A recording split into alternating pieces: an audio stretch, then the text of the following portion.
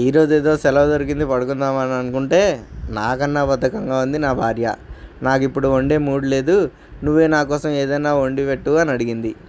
నాకేమో ఇన్ని వంటలు ఉండగా కూడా ఒకే ఒక వంట వచ్చు, అది ఎగ్ కర్రీ. అంతకు మించి ఇంకోటి రాదు.